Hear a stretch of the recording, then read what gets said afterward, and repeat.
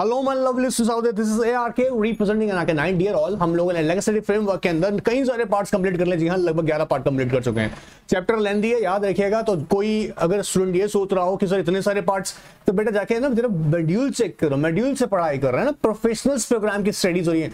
ये समझो यार, नोट्स वाला पढ़ाई नहीं है, ऑलराइट, प्रोफेशनल पढ़ाई है। तो यहाँ पर हमको समझना है ऐसी स्टडीज कैसे होती हैं, थॉरली होती हैं।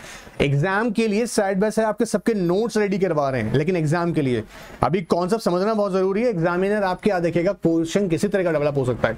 Now listen, come to the point, फटाफट सुनते हैं। हाँ, one more thing, test series में अच्छा परफॉर्म कर रहे हो। अंकिता शर्मा ने बहुत अच्छा परफॉर्म किया, नो डाउट अंकिता, गुड।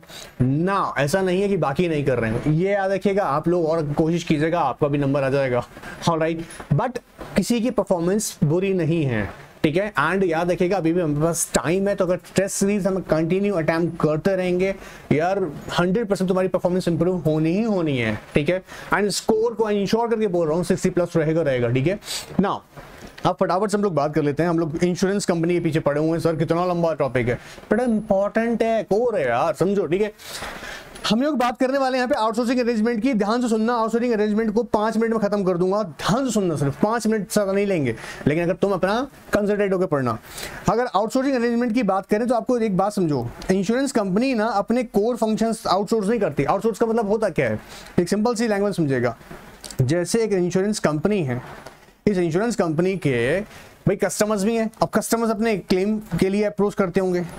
अब सोचने वाली बात है कि इंश्योरेंस कंपनी क्लेम्स को, ऑफकोर्स इसकी रिस्पॉन्सिबिलिटी है, इंश्योरेंस कंपनी की रिस्पॉन्सिबिलिटीज है, बट इंश्योरेंस क्लेम से रिलेटेड है, कोई है ना, कंप्लेंट्स अराइज हो रही हैं, ठीक है। पॉलिसी के डॉक्यूमेंट्स, फॉर्म फिलिंग की बात हो रही है, या डेटा एंट्री करनी है कस्टमर्स की, जो आपके पॉलिसी होल्डर्स उनकी डेटा एंट्री करनी है, या हम बात करें उनके रिकॉर्ड्स मेंटेन करने हैं, ठीक है, रिकॉर्ड्स मेंटेन करने हैं, या किसी भी तरह कस्टमर सपोर्ट की बात करें, कस्टमर सपोर्ट, ठीक है, कस्टमर सपोर्ट की बात करें।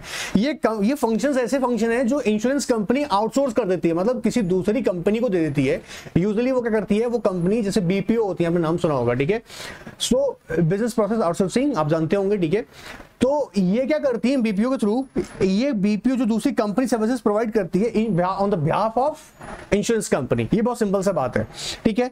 तो मान लीजिएगा किसी कस्टमर को अपने कोई क्लेम्स को लेके कांटेक्ट करना है, तो डायरेक्टली इंश्योरेंस कंपनी के पास जाएगा, क्योंकि इंश्योरेंस कंपनी तो काम क्या कर रहा है, ऑफ कोर्स आप लोग सोचते होंगे आपने कॉल मिलाया हुआ तो इंश्योरेंस कंपनी उठा रहा है, ऐसा नहीं होता है। यूजुअली होता है कि इंश्योरेंस कंपनी ऐसे काम को क्या करती है, आउटसोर्स कर देती है। बट इसका मतलब ये नहीं है कि इंश्योरेंस कंपनी की रिस्पॉन्सिबिलिटी खत्म हो जाएगी, ऐसा नहीं है, ठीक है। अभी समझा रहा हूँ उस कॉन्सेप्ट का पूरा। तो इंश्योरेंस कंपनी बेसिकली डायरेक्टली आपसे डील नहीं कर रही होती है, वो अपने वर्क को आउटसोर्स करती है। तो आप इसे क्लेम के बारे में डिस्कस कर रहे हैं, तो वो क्या करेगा, वो आपको जो सर्विसेज प्रोवाइड करिए, जैसे कौन होते हैं वो, BPO, बिजनेस प्रोसेस आउटसोर्सिंग, वो आपको सर्विसेज दे रहे होते हैं on the behalf of insurance company. अब यहां जो हम पढ़ रहे हैं इंश्योरेंस कंपनी के, हम लोग बात करेंगे आउटसोर्सिंग से। तो ये जो भी आउटसोर्सिंग अरेंजमेंट्स होंगे, याद रखिएगा ये as per the IRDA guidelines की होंगे। ये बहुत सिंपल सा बात है, मतलब इंश्योरेंस कंपनी अपने कोर फंक्शंस कैसे होंगे, जैसे फॉर एग्जांपल कमिटीज बनाना, ठीक है, ऑडिट कमिटीज बनाना, या हम बात करेंगे प्रोडक्ट डिजाइन करना, ठीक है, मार्केट एनालिसिस करना, ये उसके कोर फंक्शंस हैं, ठीक है। ये नहीं छोड़ देगी वो, ये आउटसोर्स नहीं करेगी, सिंपल सी बात है, ठीक है।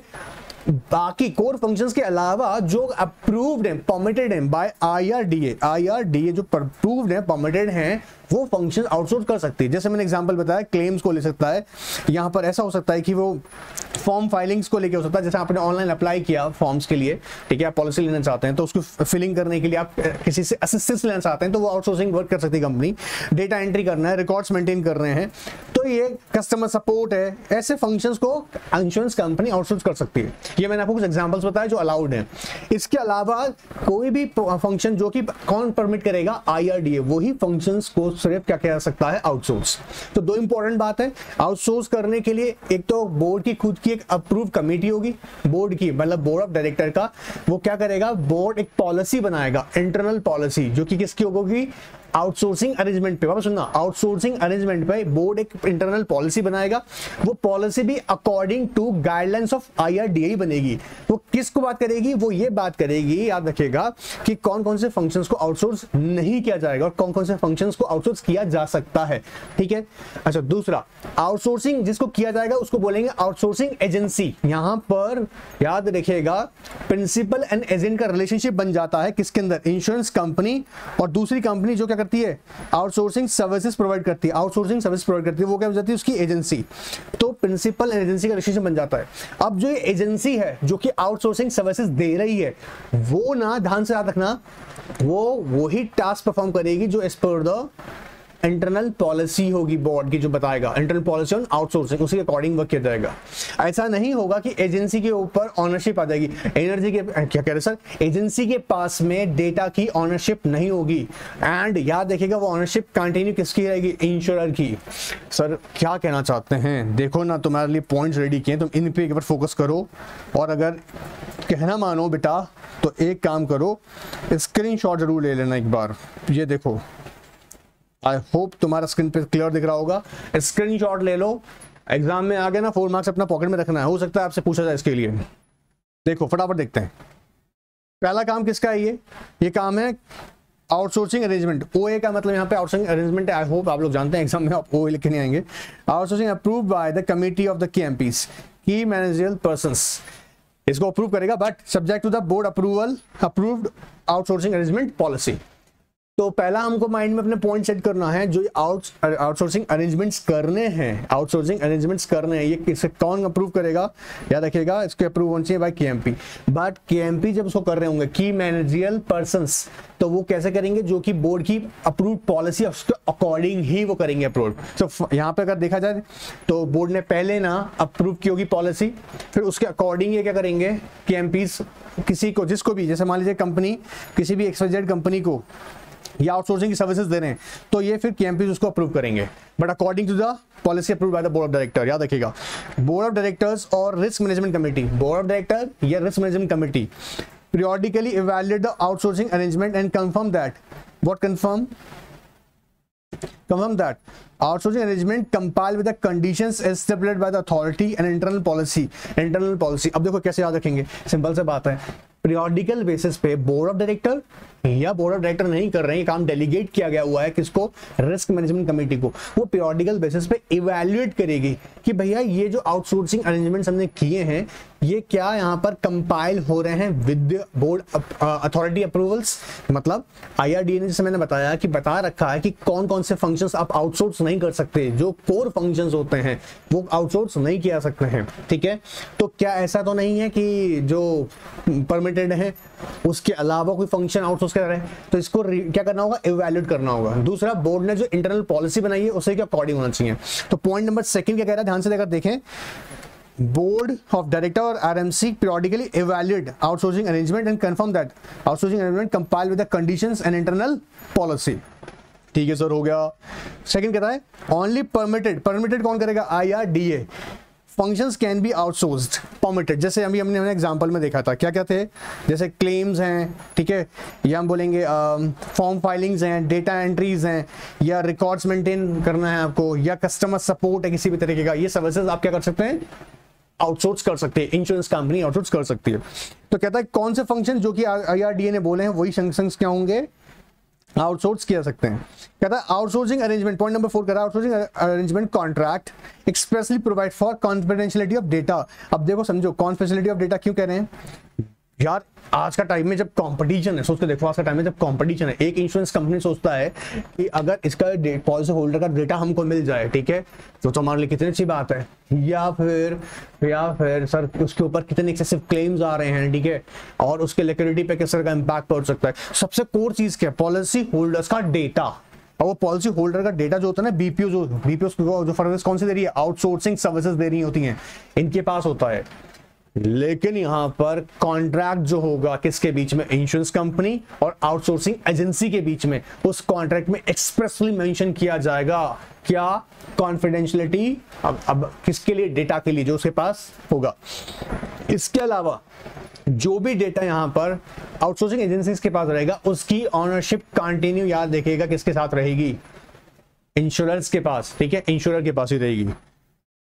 ऑलराइट सर, ये भी समझ में आया। फिर कहता है, ध्यान सुनना, थोड़ा लंबा पॉइंट हो गया इसलिए ऐसे लिखे हुए हैं।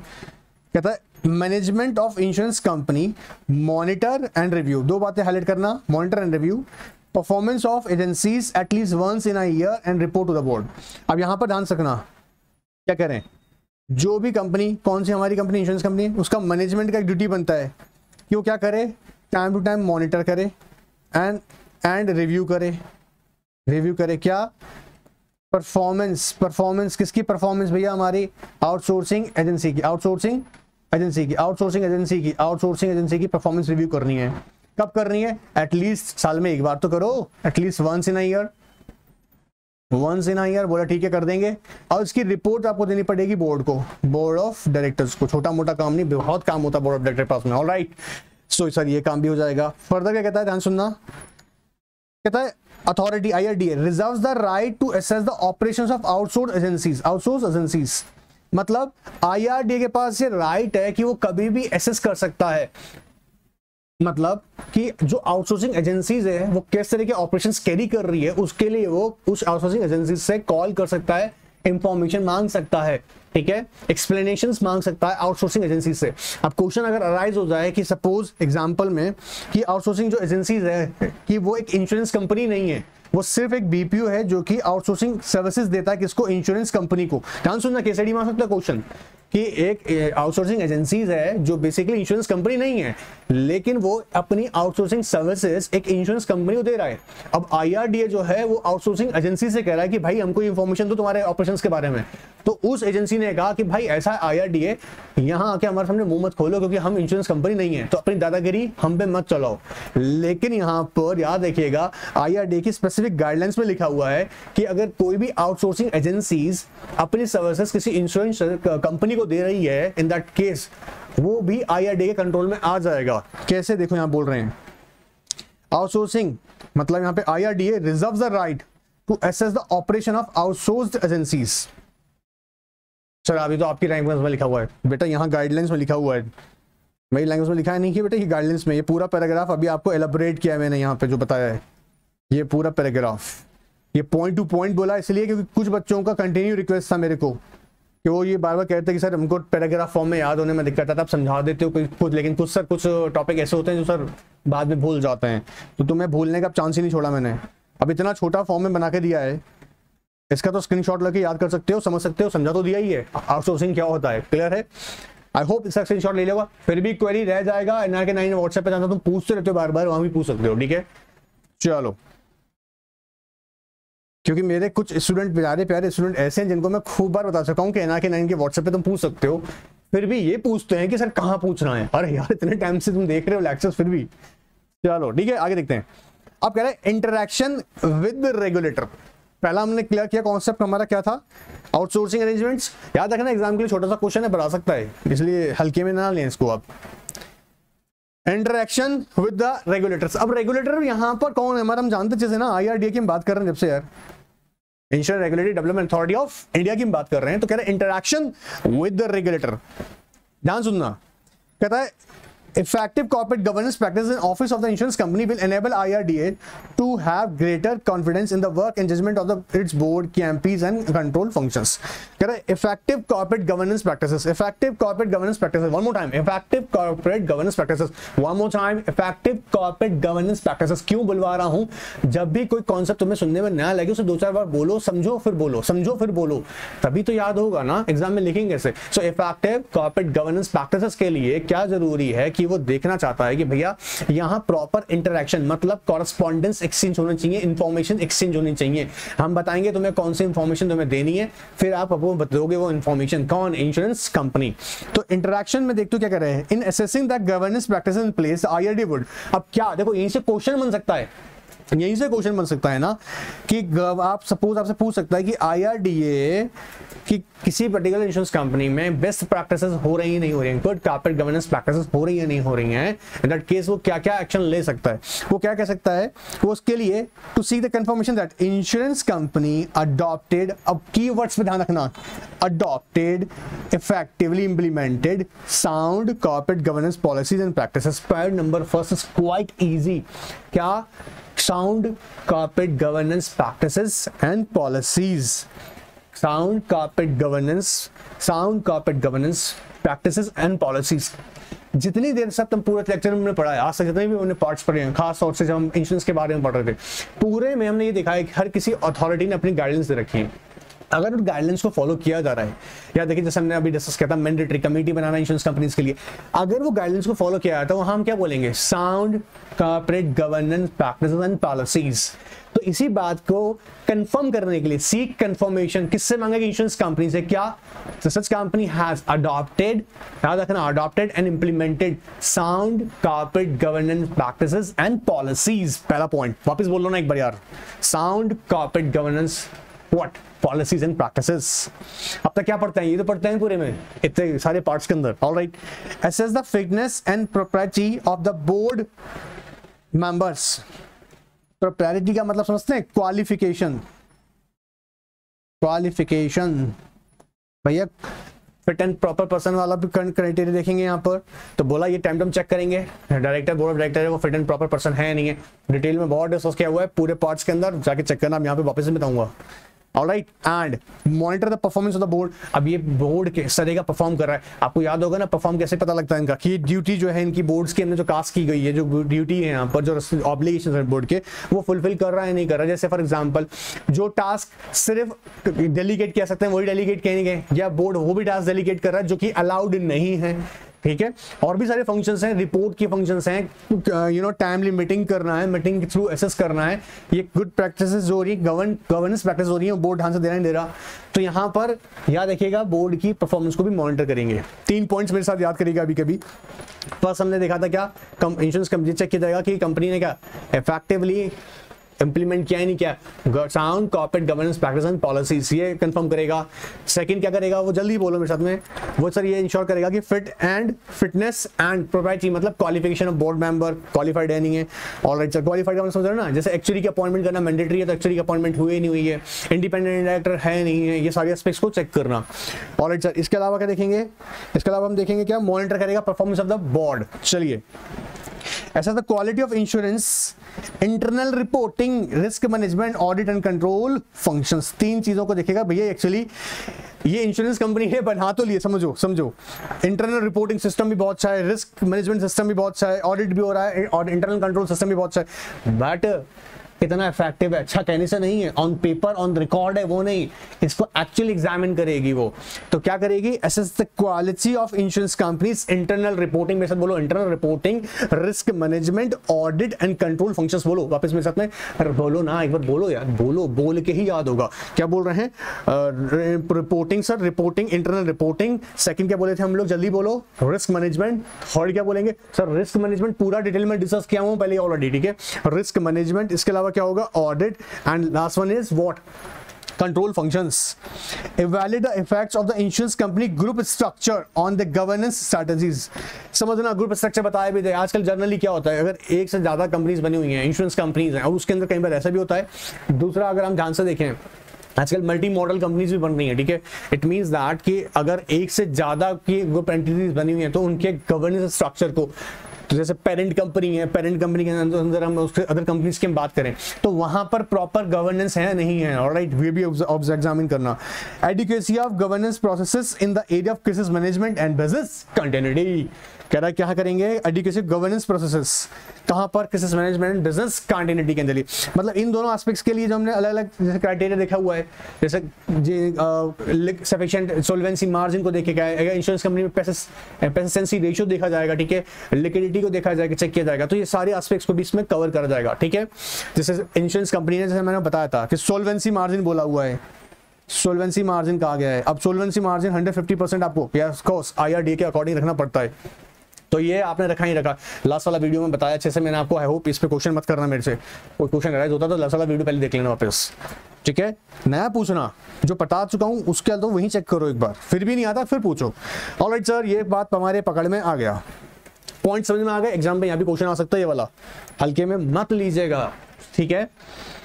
अब कह रहे हैं रिपोर्टिंग टू आईआरडी है भैया, ये तो सिंपल सी बात है कि किस हद तक भाई आप कंप्लायंसेस कर रहे हैं। इंश्योरेंस कंपनी चेक करेगा the level of compliances, to what extent the company is being compiled with the all applicable guidelines or corporate governance regulations and rules and regulations. Now suppose अगर insurance company ने find out किया कि उसने कुछ यहाँ पर compliances, उसके sufficient compliances नहीं है, नॉन कंप्लायंसेस है, तो उसे इमीडिएट कंप्लायंसेस किए जाएं। इवन यहाँ तक आ गया कि ये गाइडलाइंस जब से हमने अभी पढ़ रहे हैं आईआरडीए की गाइडलाइंस, बेसिकली इनके इश्यू होने के बाद से 3 मंथ्स का टाइम दिया गया कि आप इनके साथ कंपाइल करें, ठीक है, जो हमने अभी तक सारी गाइडलाइंस पढ़ी है। बट ये अभी हाल फिलहाल इसकी हमको रिक्वायरमेंट इसलिए नहीं, 2017 की गाइडलाइंस नहीं है, ठीक है, but not is on mandatory, मतलब तो फिर कंपाइल कर ही रही है, मैंडेटरी का मतलब कंपाइल कर ही रही है, लेकिन 3 मंथ्स में करना ही पड़ेगा, ये पास्ट एक्ट की बात हो रही है, ठीक है। अच्छा, यहाँ पर कंपनी के लिए मैंडेटरी होगा, इंश्योरेंस कंपनी के लिए वो क्या है, एक insurance of course company secretary को अपॉइंट करेंगे एज ए कंप्लायंस ऑफिसर। वो जो एज ए कंप्लायंस ऑफिसर है, याद देखिएगा, वो कंप्लायंस सर्टिफिकेट सबमिट करेगा, मतलब कंपनी करेगी, तो कंप्लायंस सर्टिफिकेट आपको कंप्लायंस ऑफिसर से लेना है। चलो प्राउडली बोल रहे हैं अपने आपको, कंपनी सेक्रेटरी यहाँ पर अपॉइंट होगा एज ए कंप्लायंस ऑफिसर। अब वो क्या करेंगे, अपनी रिपोर्ट बनाएंगे, और रिपोर्ट जो है आईआरडी ने एनेक्स 9 में बता रखा है, जो कि कंप्लायंस या देखिए सर्टिफिकेट्स को सबमिट किया जाएगा। ये विद इन 3 मंथ्स करना होता है for the end of the financial year. Sir क्या बता दिया आपने, आओ देखो फटाफट देखो। Insurer should examine to what extent are currently compiled with these guidelines and initiate immediate action to achieve the compliances within a period of 3 months from the date of issue of such notification of such guidelines. अब ये लेकिन पहले पास से थी, आज का date में करना ही है। अब यहाँ पे ध्यान से देखो, each insurer should designate company secretary as a compliance officer who will be whose duty will be to monitor the continuing compliance with these guidelines। इतना सारा तो पढ़ा है, तुम समझ रहे हो। अगर तुम ये छोड़ के जाते हो, तुम सोचते हो यार एग्जाम के लिए इंपॉर्टेंट नहीं है, मैं आपको क्लैरिटी दे देता हूँ एक बार, अभी नहीं है, फिर कल को अगर ज्वाइन करो कॉर्पोरेट तब क्या ये तुम्हारा ड्यूटी में नहीं आता। That's why I am telling you कि आपको ध्यान से पढ़ना चाहिए, और इन नोट्स वोट का चक्कर में अपना करियर बर्बाद मत करो। करना है तो तुम्हारा मर्जी, मैं यहाँ ही कह रहा हूँ मॉड्यूल में ही नोट्स बनाओ ना, मॉड्यूल में ही नोट्स बनाओ, ज्यादा मेहनत लगता है, याद रखना। नोट्स बना के पढ़ाना ईजी है, फिर बोल रहा हूँ, क्योंकि लंबा लेक्चर कर सकते हो। मैराथन में होता है क्या, यही तो होता है, आपको छोटा छोटा बताया जाता है, लंबा छोटा बताया है, अंदर का कोर तो सब गायब है। तो अभी पढ़ना है, थोरो पढ़ना है, मॉड्यूल में नोट्स बनाना है। एग्जाम के दिन, जैसे कल एग्जाम है, उस दिन आपको नोट्स काम आएगा, काम मॉड्यूल से ही, उस टाइम थोड़ा पूरा मॉड्यूल पढ़ोगे, उस टाइम काम आएगा, पर वो सब मार्केटिंग का खेल तुम लोगों को तुम्हारा मर्जी कर। Anyways now Insurer should designate company secretary as a compliance officer whose duty will be responsible, of course वो monitor करेगा क्या compliances। आई कहता है annual report of insurers shall have a separate certification from the compliance officer, जिसे बोलते हैं compliance certificate। compliance certificate कौन issue करेगा, compliance officer of the insurance company। Further कहता है all insurers are required to file report है भाई, report नहीं है, on the status of compliances with the corporate governance guidelines and annual basis, and कितना time है, within 3 months from the end of the financial, that is before the 30th June, according to format का रखा है annex 9। Sir कैसे याद रखूंगा, यहाँ side में ना सीधा देखो CS एज कंप्लायंस ऑफिसर, समझने आने के लिए शॉर्ट में लिख रहा हूँ, ठीक है। CS एज कंप्लायंस ऑफिसर रहेगा, ठीक है सर। क्या करना है इसको, सर्टिफिकेट ऑफ कंप्लायंस देना है। कैसे जाएगा, ऑफकोर्स एनुअली जाएगा, कितना दिन में देना है, within 3 months, with in 3 months मतलब यहाँ पे बोला दैट इज बिफोर 30th जून, 30 जून से पहले। ऑलराइट सर, ये जो आएगा सर्टिफिकेट, याद रखिएगा कैसे आएगा, एनेक्सर 9 में फॉर्मेट दिया हुआ उसके अकॉर्डिंग जाएगा, मतलब प्रिपेयर उसके अकॉर्डिंग करना, जो एनेक्सर 9 में फॉर्मेट है वो इसलिए करते हैं ना, याद रखिएगा क्लैरिटी के लिए ना। एनेक्सर 9 के भी दर्शन कराएंगे, नो डाउट। चलिए आगे देखते हैं, विसल ब्लोअर बहुत रटा हुआ है मेरे बच्चों ने अच्छे से, ठीक है।